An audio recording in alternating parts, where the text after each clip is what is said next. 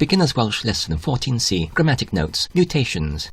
Y mae 5 treigliad yn Gymraeg. 1. Meddal. Y mae A, I ac W yn Saesnig his yn achlysurol y treigliad hwn ar y cysyniau ec, P, T, ec, B, D, Ell, M a chri. Enghraifft y mae'r ci, pentref, teulu, gar, brawd, dydd, llythren, mam a chreolau yn newid I, ei gi, I bentref, w deulu, ei air, I frawd, w ddydd, ei lythren, w fam, a'i reolau.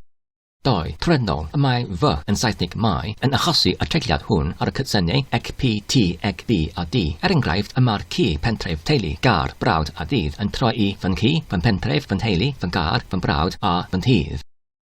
3. Chwyrn. Y mae E, I ac W yn Saesnig her yn achosi y treigliad chwyrn ar y cysyniau ec, P a T. Enghraifft y mae'r ci, pentref a theulu yn newid I, ei chi, w pentref a'i theulu.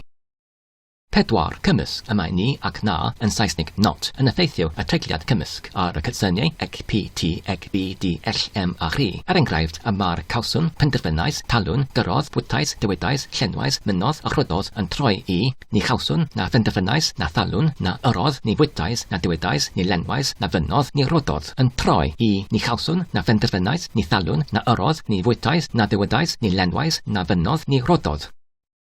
5. Llythren H. Y mae'r M yn Saesnig mae, ein ac N yn Saesnig our, ac E, Y ac W yn Saesnig there yn achosi y treigliad llythren H tu flaen o lafariadau. Enghraifft y mae'r acen ac iaith yn troi I M hacen, ein hacen, N iaith, ei hacen, W iaith a I hacen.